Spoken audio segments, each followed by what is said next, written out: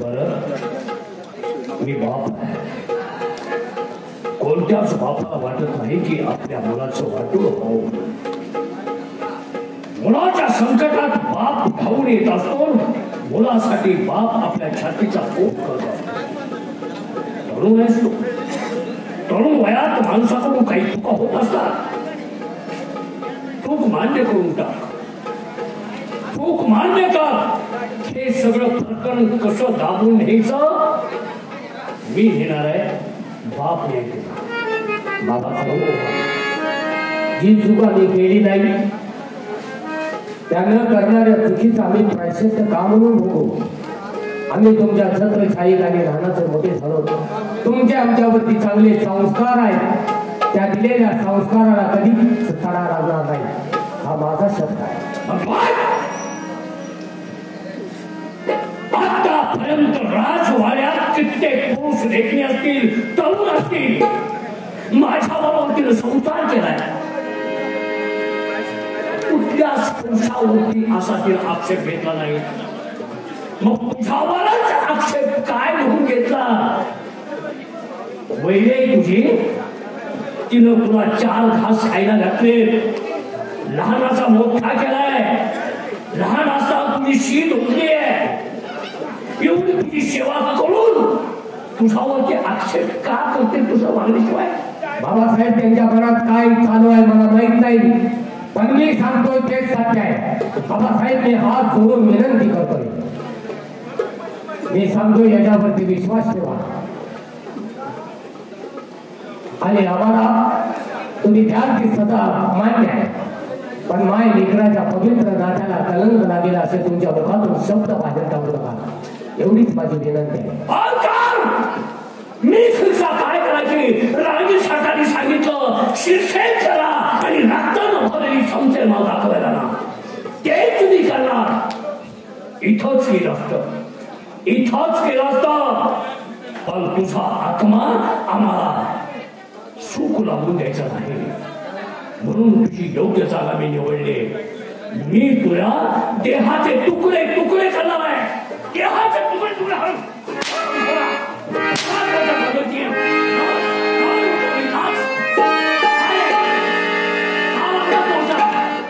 काय कमी होता?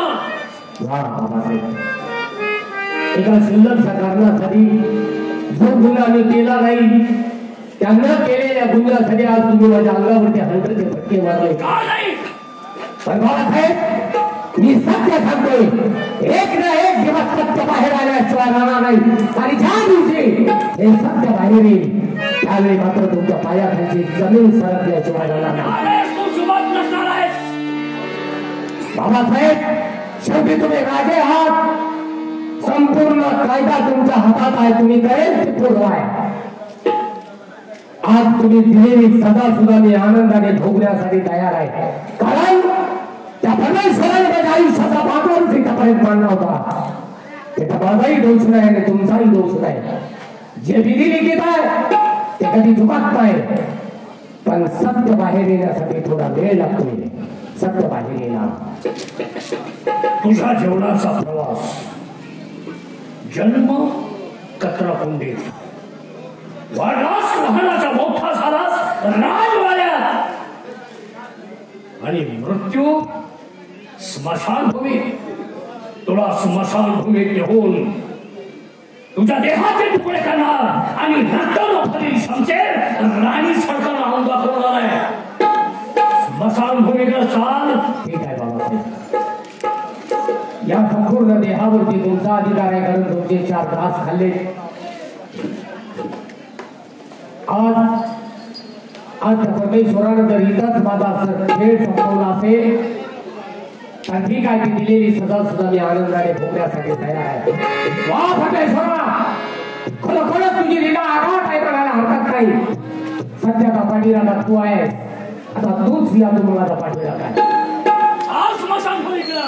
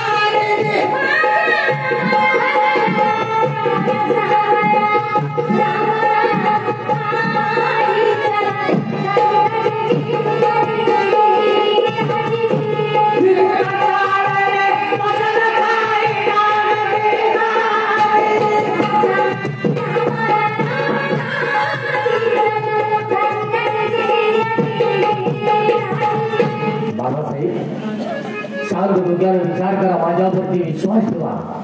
आज तुम्ही मला माझी जागा दाखवून दिली, कारण मी एक कचरा कुंडीत सापडलेला लहानसा मुलगा, ना माझ्या आई वडिलांचा पत्ता ना माझ्या जातीचा पत्ता, पण आज तुम्ही या राज दरबारमध्ये आणलं, त्याला लहानाचं मोठं केलं, त्याच्यावरती चांगले संस्कार केले, या जगामध्ये कसं वावरायचं ज्ञान दिलं. आज विचार करा, या ठिकाणी तुमचा पोटचा मुलगा असता तर त्याच्यावरती हा आळ घेतला असता का? रक्ताचा बदल माझा रक्ताचा असतास तर संभाळलेल्या आईच्या वरती वाईट नजर ठेवली नसतीस. तुमची जात, गोद कोणतं, कुळ कोणतं, आई कोण, वडील कोण याचा पत्ता नसणारा तुझ्या रक्तात बदल, म्हणून रक्तात बदल झाल्यामुळं तुझी ही नजर माझ्या पतीवरती, स्त्रीवरती फिरली गेली. नाही बाबासाहेब, मी सत्य सांगतो, कारण त्या बाळासाहेबांच्या अंगा खांद्यावरती खेळून आम्ही लहानाचे मोठे झालो. त्यांच्या बोटाला धरून या राज दरबारमध्ये आम्ही चालण्याचा प्रयत्न केला, चालण्यासाठी शिकलो. त्या बाईवरती आमची कधीच वाईट नजर जाणार नाही, हा माझा शब्द आहे. आज मी या ठिकाणी रक्त ओळखून जरी सांगण्याचा प्रयत्न केला तर तुमचा माझ्यावरती विश्वास बसणार नाही, कारण किती केलं तर ती तुमची स्वतः जन्माची सोबती नाही, तिच्यावरती विश्वास आहे, पण माझ्यावरती बसणार नाही. कारण का, मी एक सांभाळलेला मुलगा आहे. ठीक आहे, पाहूया आज सत्याचा पाठीला तो परमेश्वर आहे माझा. ही स्मशानभूमी आणि इथं तुझा मृत्यू आहे. 1, 2, 3 फक्त तुझं खरा वेगळं स्थिर करणार आहे मी.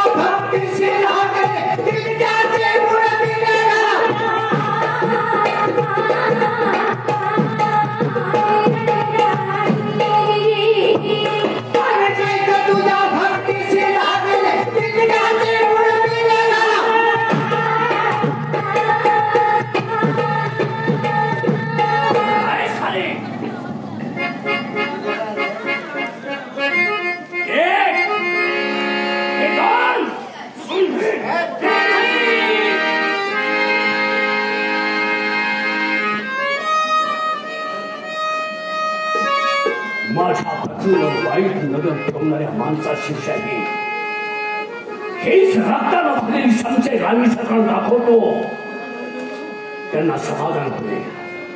माझ्यावरती वाईट नजर ठेवली आणि माझ्या पतीनं त्याला शिरछेद केला. अनोळखी साप कर्म केलं, त्याप्रमाणे फळ आम्ही आलो.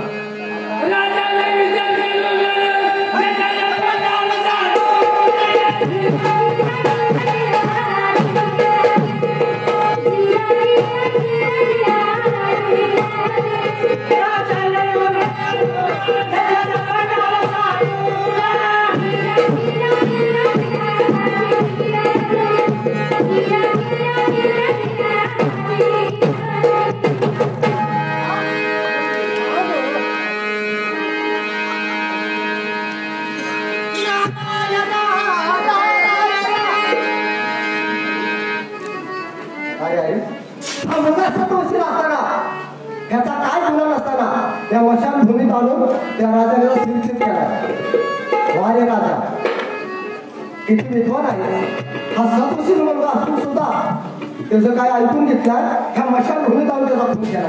अरे तुला कुठं माहित आहे त्याचा पाट्याला काय आहे, त्याच्या केसाने धक्का लागू देणार नाही, पण त्या परमेश्वराला थोडं नाव घ्यावं आणि त्याला साथ जेवण करावं.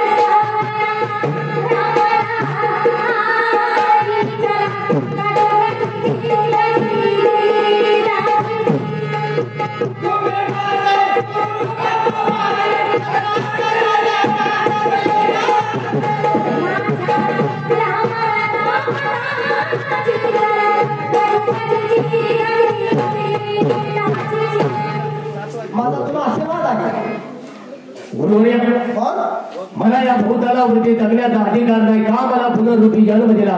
मी पापी आहे, माझ्या डोळ्यामध्ये ओळख नाही. स्वतःला का कमी लेखतोस? अरे तू 7 वर्षाला म्हणून तर मला इथे यावं लागलं. गुरुवरी बोल. आपण मला पुनर्रूपी जन्म दिला तो दिला सर्प योनीमध्ये दिला. अगदी बरोबर. का कशासाठी? का कशासाठी? अरे तुझ्यावर अन्याय झाल्याचा तो बदला घ्यायचा असं वाटतं का नाही? म्हणजे माझ्यावरती झालेल्या अन्यायाचा बदला घेण्यासाठी नाही का? तुम्ही मला सर्प योनीमध्ये जन्माला घातलं. पण मी बदला घ्यायचा कसा? मी सांगतो ना. एका सोमवारी 12:12 त्या राजाला दोष करायचा. तर 13 मिनिट जर उजडला त्या राजाला सुद्धा मरण नाही रे बाबा. ठीक आहे गुरुवरी, माझ्यावरती झालेल्या अन्यायाचा बदला घेण्यासाठी येत्या सोमवारी रात्री 12:12 त्या राजाला दंश करायचा. अगदी बरोबर. तरच त्या राजाला मरण आहे. त्याला सुद्धा मरण. ठीक आहे.